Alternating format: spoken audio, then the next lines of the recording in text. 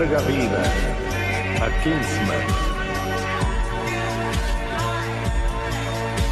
La historia comienza en Sudáfrica en el año 1902. Orlando Oxford llega a un campo de concentración británico para reunirse con un alto general del ejército. Al arribar a Oxford le resulta imposible ignorar las deplorables condiciones en las que se encuentran los prisioneros, amontonados y sufriendo. El general Kitchener no ofrece excusa alguna por el escenario. Miles de personas permanecen al borde de la muerte debido al hambre y la sed extrema. Oxford le suplica que permita la entrada de ayuda humanitaria. Argumenta que la Cruz Roja puede brindar atención médica y alimentos básicos, pero el general se niega rotundamente a mostrar compasión hacia quienes considera enemigos de la nación. Afuera de las instalaciones, Emily, la esposa de Oxford, se cansa de esperar y decide entrar para hablar directamente con su padre. Este gesto revela que Kitchener es, en realidad, el suegro de Oxford. Mientras tanto, el pequeño Conrad permanece bajo el cuidado de Shola, un leal amigo de la familia y conductor del carruaje. Repentinamente, la tensión estalla. Antes de que Emily logre saludar a su padre, una bala atraviesa la rodilla de Oxford, revelando la presencia de francotiradores ocultos en las montañas circundantes. Emily corre desesperadamente hacia el carruaje para proteger a su hijo, pero es alcanzada por un disparo en el abdomen. En sus últimos instantes, Emily le suplica a su esposo que proteja a Conrad, implorando que el niño no tenga que presenciar el horror de la guerra nunca más. Shola logra alcanzar al francotirador y lo asesina con su machete. Por desgracia, es demasiado tarde para Emily, quien fallece apenas unos segundos después. Tras la tragedia, la historia se traslada 12 años hacia el futuro, situándonos en una elegante mansión a las afueras de Londres. De repente, un aeroplano aparece en el cielo y desciende suavemente sobre la verde pradera de la propiedad. En el asiento del piloto se encuentra Conrad, acompañado por su padre, quien observa con orgullo el joven en el que se ha convertido. Sin embargo, cuando Conrad le pregunta con entusiasmo cuándo podrá pilotar en solitario, Oxford le responde tajantemente que jamás se lo permitirá. La sobreprotección marca la dinámica entre ambos mientras el joven busca su propio camino. Más tarde, una de las empleadas, la señorita Wilkins, cuestiona a Oxford sobre su constante temor a la independencia de su hijo. Ella afirma que Conrad es el joven más fuerte y habilidoso que conoce, sugiriendo que el miedo de su padre es el único obstáculo que le impide volar libremente lejos de su sombra protectora. Mientras ellos conversan en el patio, Shola y Conrad practican técnicas de combate. El veterano le ha enseñado todo su conocimiento y el joven se ha transformado en un guerrero formidable, aunque Shola insiste en que aún le queda mucho por aprender. Finalmente, Oxford lleva a su hijo a la sastrería Kingsman para confeccionar su primer traje. Al terminar la cita, se encuentran inesperadamente con Kitchener en la recepción.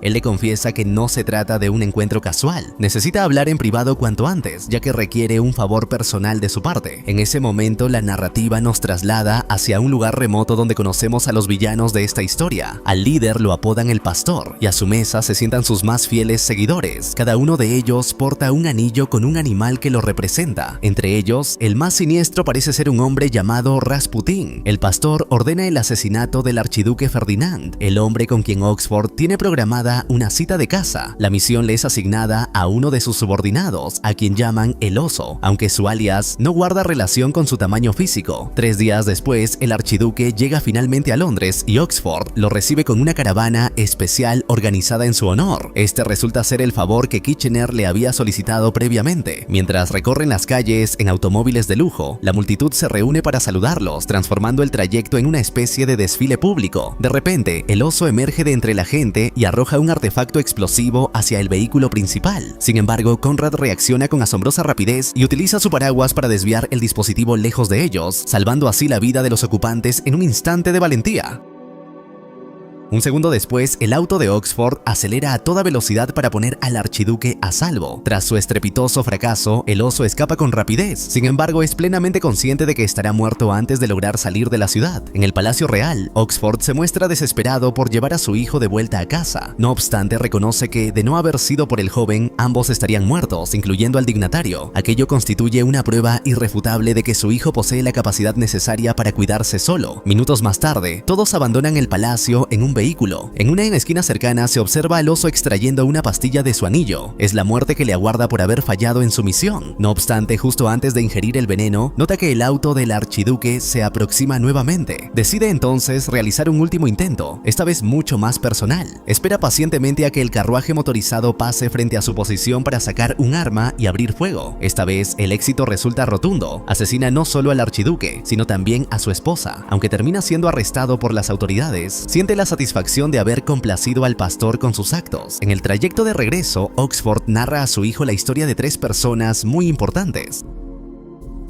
Los 3 eran nietos de la reina Victoria y crecieron para convertirse en los líderes de sus respectivas naciones. El primero era el Kaiser Guillermo de Alemania, el segundo era Nicolás de Rusia y el tercero Jorge de Inglaterra. Por muchos años, Jorge demostró ser el más sensato de los 3, manteniendo una paz frágil entre los territorios. Sin embargo, tras el asesinato del archiduque, el equilibrio comienza a desmoronarse rápidamente. A la mañana siguiente, Jorge envía una misiva a sus primos recordándoles la importancia de proteger a sus pueblos y evitar los impulsos bélicos. No obstante, Guillermo de Alemania se siente menospreciado por el tono de la carta. Su mano derecha, Eric, quien posee uno de los anillos del pastor, se encarga diligentemente de alimentar su resentimiento. Al tiempo que Guillermo se llena de furia contenida, la escena se traslada a Rusia. Allí descubrimos que Nicolás cuenta con Rasputín como principal consejero real. El místico también porta un anillo del pastor, consolidando la conspiración. Bajo la perniciosa influencia de estos asesores y la manipulación constante, 2 de los primos deciden finalmente marchar hacia la guerra. Pocas semanas después, los campos de batalla se cubren de muerte mientras miles de jóvenes parten hacia un destino sombrío del cual la gran mayoría no regresará jamás.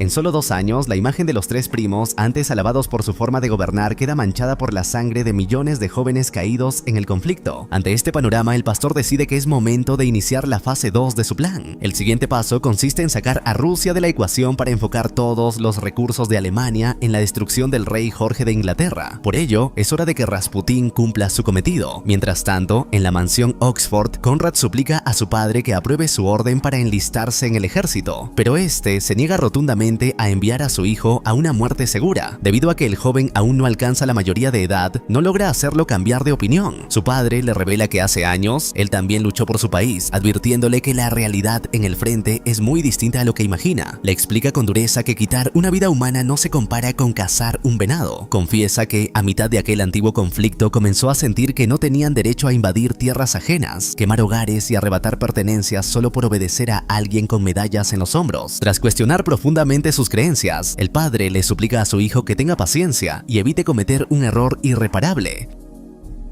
Pronto entenderá su decisión de no enviarlo a morir sin más. Ante la negativa de Conrad a escuchar razones, su padre le revela que ha hablado con Kitchener, quien le prometió que no permitiría su alistamiento. Mientras tanto, en Rusia, Rasputín prepara un veneno especial para deshacerse de Nicolás. La sustancia termina en la boca del hijo del zar, y el místico le asegura que la única forma de salvarlo es someterse a la voluntad del Kaiser de Alemania. Solo la sumisión devolverá al niño a la luz de la vida. Gracias a esta cruel manipulación, Nicolás dobla la rodilla y se une a su primo Guillermo para atacar a Jorge. Todo el acto del veneno es atestiguado por Félix, el primo de Conrad, quien envía una carta de advertencia sobre lo que está por suceder. Guillermo y Nicolás han formado un frente unido para atacar a Inglaterra, lo que sugiere que la guerra llegará a ellos antes de lo previsto. Conrad intercepta la misiva y se la lleva a Kitchener, usándola para ganar su favor y pedirle nuevamente que lo deje combatir. Sin embargo, Oxford los descubre y amenaza con retirar el apoyo a su campaña si permite que el joven marche al frente. Su hijo no morirá en la batalla. Esa es su última palabra al respecto.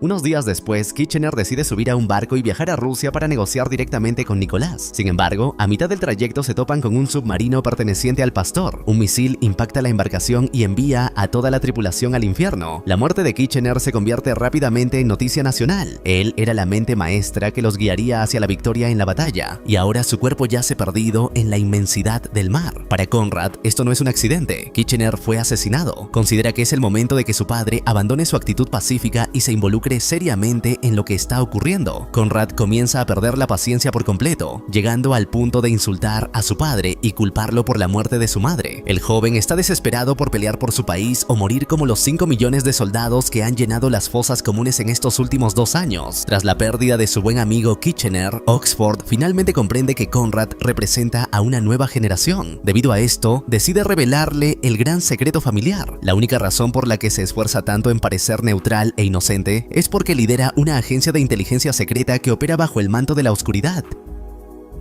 Las guerras no se ganan con un rifle en el lodo, sino con inteligencia. Eso es precisamente lo que hacen allí junto a Shola y Watkins, sus colaboradores más cercanos. Una vez que Conrad confirma que su padre no es un cobarde, sino un héroe que lucha por su país, se esfuerza por comprender la misión que llevan a cabo. Su padre le relata que, tras la muerte del archiduque, visitó la prisión para interrogar al oso. Allí descubrió un anillo de oro, una pieza demasiado costosa para alguien de su clase, la cual poseía un compartimento secreto con un distintivo aroma a almendras. Por si Conrad lo ignora, el único veneno con esa fragancia es el cianuro. En ese momento, Watkins entra en escena. Ella representa los ojos y oídos de todas las sirvientas de la nación, liderando una red de informantes más extensa que el propio ejército. Una de sus fuentes le ha reportado que Rasputín posee un anillo similar, aunque este exhibe una tortuga en lugar de un oso. Esto confirma que el asesino del archiduque y el monje ruso trabajan para la misma persona. Según la información recibida por Watkins, Rasputín mantiene a Nicolás bajo su absoluto dominio. Al parecer, utiliza drogas y diversos trucos para infiltrarse en su mente y gobernar las decisiones de la corona tras bambalinas.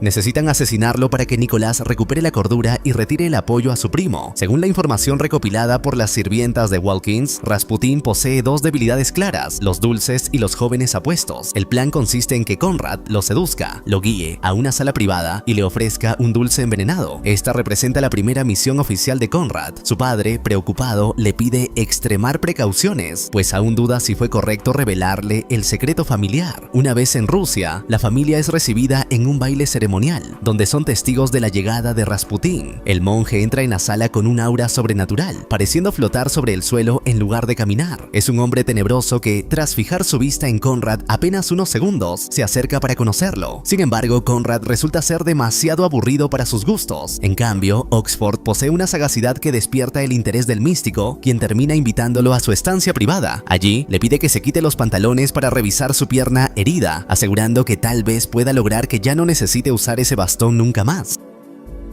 Unos segundos después, Oxford se encuentra sin pantalones frente a Rasputín, quien acaricia su extremidad intentando sanarla con su supuesta magia. El duque le ofrece un poco de tarta, asegurando que la trajo desde Inglaterra y que es de las mejores que ha probado. Llevado por la conversación, Rasputín parte el dulce a la mitad con su mano y lo huele profundamente. Dado que la tarta es de almendras, no sospecha nada extraño e inmediatamente le da un mordisco. En ese instante, Oxford observa complacido, convencido de que ha logrado envenenarlo con éxito. De repente, Rasputín parece manifestar un poder renovado y comienza a lamer la herida de Oxford, obteniendo un extraño dominio sobre él. El místico formula preguntas que Oxford responde con total sinceridad, como si estuviera bajo un hechizo irresistible. A cada interrogante, el duque confiesa la verdad. Ha venido para asegurar que Nicolás recupere la cordura. Sin embargo, justo cuando está a punto de revelar que su plan consiste en matarlo, Rasputín vomita violentamente toda la tarta. Acto seguido, le ordena levantarse y, contra todo pronóstico, Oxford logra apoyar la pierna sin sentir dolor alguno. El monje lo conduce hasta el patio y le pide que introduzca su rodilla en el agua helada para concluir el proceso de sanación.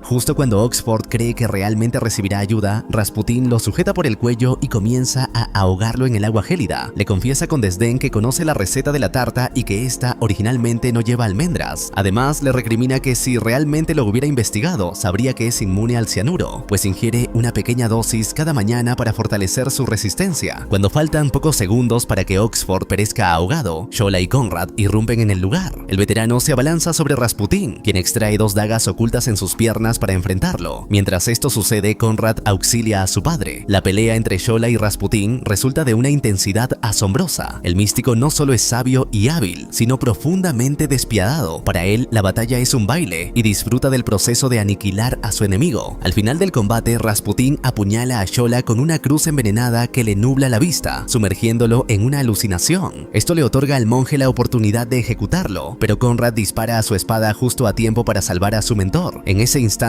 Rasputín se da la vuelta y, usando solo sus puños, le propina a Conrad una paliza inolvidable mientras baila al son de la música rusa.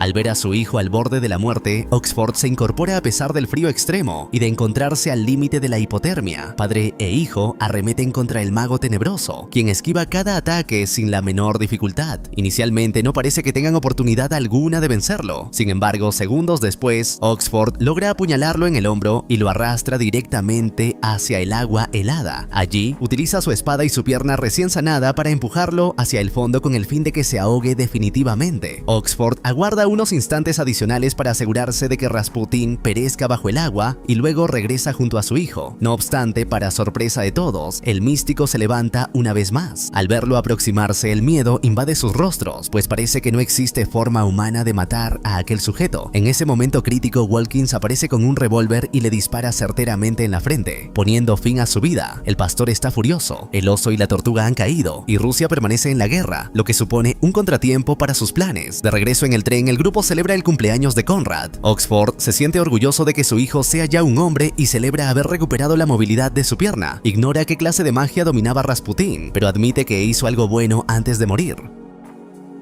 A pesar de la alegría del momento, Conrad le comunica a su padre que, ahora que es mayor de edad, desea enlistarse y obtener su bendición. No obstante, Oxford se niega rotundamente, pues no aprobará que su hijo muera defendiendo intereses ajenos. Le advierte que si decide marcharse a la guerra, lo hará sin su consentimiento y no tendrá un hogar al cual regresar. Pese a la amenaza, el joven decide seguir su instinto y parte a la mañana siguiente hacia la base militar más cercana para iniciar su entrenamiento. Mientras Conrad se instruye en la milicia, su padre continúa con las labores de espionaje. Logran interceptar un mensaje ultrasecreto del Kaiser Guillermo, en el cual ofrece una alianza a México para que invada Estados Unidos utilizando armamento alemán. Dicha maniobra obligaría a Estados Unidos a concentrarse en su propio conflicto interno, dejando a Inglaterra sin protección y provocando su caída inminente. Oxford planea entregar este mensaje al rey Jorge para que éste contacte al presidente estadounidense. Así ambos podrían aliarse contra Alemania y asegurar la derrota definitiva del Kaiser. En gratitud por su valioso aporte, el rey Jorge ordena que el hijo de Oxford regrese a casa de inmediato. Sin embargo, al enterarse de que está siendo favorecido por la influencia de su padre, Conrad decide intercambiar su uniforme con un soldado común y enviar a un señuelo en su lugar.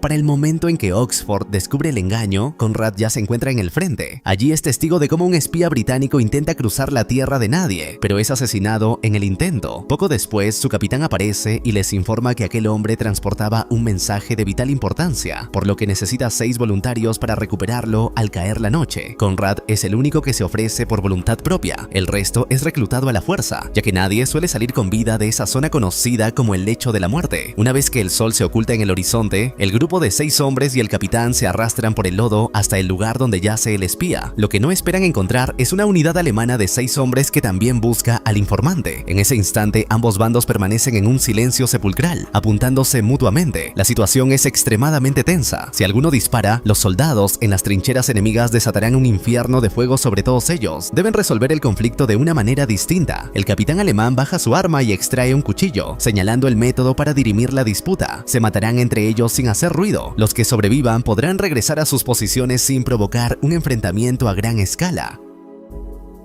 Uno a uno, Conrad y el resto de los soldados avanzan lentamente hacia sus enemigos. Al estar lo suficientemente cerca, cada uno combate contra su adversario alemán en una batalla silenciosa de corto alcance. Cuando Conrad logra dominar al oponente que le corresponde, este se retira la máscara y le suplica por su vida. Sin embargo, al observar cómo 2 alemanes apuñalan a traición a su compañero, Conrad comprende que no hay vuelta atrás. En ese instante, las lecciones de Schola regresan a su mente y logra abatir a 3 enemigos, mientras sus amigos continúan la lucha. No obstante, el capitán se ve obligado a disparar para salvarle la vida, revelando accidentalmente su posición exacta. Antes de que Conrad pueda reaccionar, una lluvia de balas destroza los cuerpos del capitán y del alemán que lo enfrentaba. El joven comprende entonces la consecuencia de romper el silencio. Ambos bandos dispararán desde las trincheras, al creer que se trata del enemigo. Segundos después, las bengalas iluminan el lecho de la muerte, revelando que Conrad es el único sobreviviente. Bajo un fuego incesante, el chico corre desesperadamente para burlar a la muerte, logrando alcanzar una trinchera donde se refugia hasta que la luz de las bengalas se extingue por completo. Tras experimentar los horrores de la guerra, Conrad no tiene otra opción que romper en llanto. En ese instante, una voz le habla desde el otro extremo de la trinchera. Es el mensajero quien sigue con vida aunque ha perdido una pierna. Entre lágrimas, Conrad se lamenta de no haber escuchado a su padre, admitiendo que la situación supera con creces lo que puede soportar. Sin embargo, el herido le advierte que no es momento para lamentaciones. Dado que él no podrá avanzar en su estado, le entrega el mensaje crucial que podría poner fin al conflicto, confiándole la misión de llevarlo ante el alto mando. Pese al peligro, el joven joven no está dispuesto a abandonar a un compañero. En cuanto los primeros rayos de sol aparecen, Conrad carga al mensajero sobre sus hombros y emprende una carrera desesperada hacia el lado aliado. Al percatarse de la maniobra, los alemanes desatan un infierno de fuego sobre ellos, mientras sus propios compañeros intentan cubrirlo. Ametralladoras, morteros y bengalas estallan alrededor de Conrad, quien se mantiene firme y continúa corriendo. A escasos metros de la trinchera aliada, una explosión lo lanza por los aires. El chico cae finalmente junto a sus soldados, quienes quedan asombrados por su hazaña. Al pedir que revisen al mensajero, descubren que ha muerto. El hombre recibió el impacto total de la explosión, sacrificándose para salvarle la vida. El capitán de guardia le pregunta su nombre, pues es casi seguro que recibirá una medalla por su hazaña. En ese instante, Conrad responde que se llama Archie Reed, el soldado al que está suplantando. Sin embargo, esto desata una agria discusión cuando un compañero del verdadero Archie lo acusa de ser un espía alemán. Conrad intenta explicar la situación, pero los ánimos se caldean rápidamente. El soldado pierde la paciencia, levanta su rifle y tras acusarlo de asesinar a su mejor amigo, aprieta el gatillo. La bala atraviesa la cabeza de Conrad, matándolo en el acto ante el asombro de los presentes. La narrativa regresa con Oxford, quien escucha la confesión del verdadero Archie Reed. El anciano se desploma en un llanto inconsolable mientras sostiene con fuerza la fotografía de su hijo. Conrad es sepultado en una tumba anónima, como tantas otras, tras ser asesinado injustamente por un soldado temeroso. Irónicamente, el joven arriesgó su vida para entregar un mensaje vital que ayudó a poner fin a la guerra. Simultáneamente, Leland, seguidor del pastor y líder revolucionario en Rusia, logra destronar a Nicolás. Lo obliga a firmar un documento de abdicación y entrega el poder a las fuerzas insurgentes. Con Rusia bajo el mando del pastor, nada parece detenerlo, salvo el hecho de que Eric, consejero del Kaiser, lo visita para admitir su error. El telegrama ha sido interceptado y ahora los Estados Unidos se unirán a la guerra. Ante esto, el pastor envía a Mata Hari a territorio estadounidense para que despliegue su magia seductora. Mientras tanto, la muerte de Conrad ha afectado profundamente a Oxford, quien consume sus días embriagándose en absoluta soledad. Finalmente, Walkins se cansa de verlo destruirse con el alcohol y le recuerda que su hijo lo está observando. Le advierte que aunque Conrad ya no pueda convertirse en un gran hombre, Oxford debe vivir por él y terminar la misión que el joven comenzó. Motivado por las palabras de Walkins, una mujer que lo ama sinceramente, Oxford decide regresar a la batalla. Se afeita la barba descuidada y viste un traje digno de un verdadero Kingsman para visitar la embajada americana. Allí conoce a Mata Hari, seguidora del pastor, quien intenta asesinarlo usando su bufanda como distracción. Sin embargo, Oxford logra dominarla por completo y la asfixia con su propia prenda hasta que ella pierde el conocimiento. En ese instante, el embajador de Estados Unidos entra en la sala y exige una explicación por lo sucedido. Oxford, con una calma asombrosa, le pide una taza de té para relatarle todo. Tras escuchar la historia, el funcionario decide confiarle la verdadera razón por la cual su país no se ha unido oficialmente al conflicto.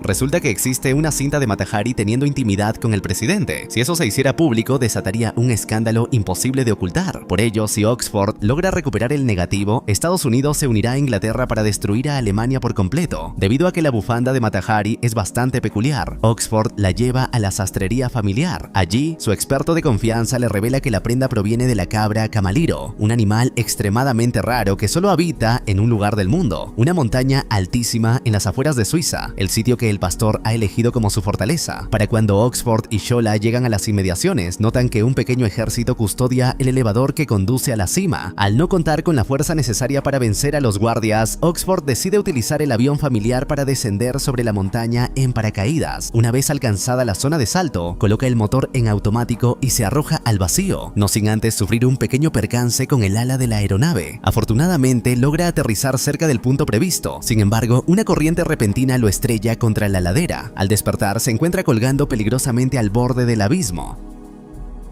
Lo único que lo separa de la muerte es una rama que sostiene su peso, gracias a que el paracaídas quedó enredado en ella. No obstante, la madera se quiebra apenas unos segundos después y Oxford queda aferrándose desesperadamente a una delgada capa de hielo. Tras superar varios momentos críticos cercanos a la fatalidad, finalmente alcanza la cima. Allí, una cabra lo espera y le propina un cabezazo que casi lo arroja al vacío. Sin embargo, Oxford se aferra con firmeza a los cuernos del animal, logrando que éste lo arrastre hacia un terreno mucho más seguro. Una vez frente a la fortaleza del pastor, Oxford escucha cómo este ordena a su último seguidor llevar el negativo de la cinta del presidente a un diario para arruinar su reputación. El sujeto abandona el lugar con la prueba que Oxford necesita para asegurar la alianza con Estados Unidos. El duque corre hacia el ascensor para detenerlo, pero se topa con un gigante de fuerza descomunal que lo levanta como si fuera una hoja de papel. Aunque Oxford logra apuñalarlo en un par de ocasiones, el coloso ni siquiera se inmuta ante el castigo. Al escuchar los disparos, Watkins y Shola entran finalmente en acción, eliminando a los hombres que custodiaban el acceso al elevador.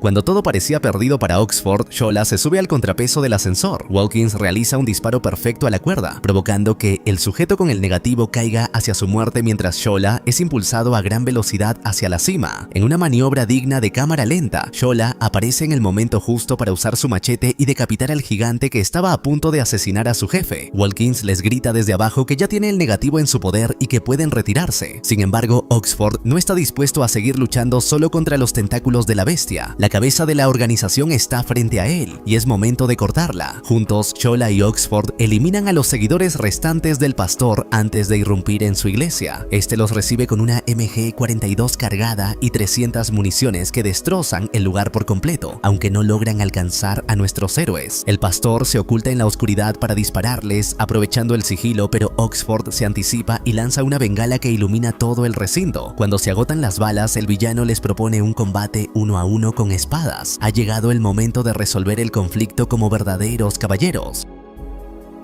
Una vez que la luz ilumina finalmente el rostro del pastor, se revela que se trata de Morton, el confiable subordinado que siempre acompañó a Kitchener a todas partes, leyendo sus cartas y escuchando los secretos de Inglaterra antes que nadie. Tras esta impactante revelación comienza el duelo final. Morton demuestra ser un tramposo que utiliza cualquier recurso a su disposición para obtener ventaja. Aunque esta no es la actitud propia de un caballero, Oxford decide ignorarlo, concentrado únicamente en la oportunidad de abatir al hombre que asesinó a su mejor amigo. A mitad del combate, Morton recibe una herida profunda en la pierna. En ese instante abandona toda pretensión de caballerosidad y le arroja una granada a Oxford. Por suerte, el duque logra cubrirse con un escudo, aunque recibe el impacto total del explosivo. Segundos después, Morton sale furioso de la iglesia, gritándole a su rival que muera de una vez por todas. Sin embargo, Oxford no está listo para rendirse. Justo cuando la muerte de nuestro héroe parecía inevitable, una de las cabras que ha sufrido constantes abusos por parte de Morton lo embiste con violencia, atravesándole la pierna con un cuerno. Aquello le otorga a Oxford la oportunidad definitiva para inclinar la balanza a su favor, arrojando al villano al vacío desde miles de metros de altura.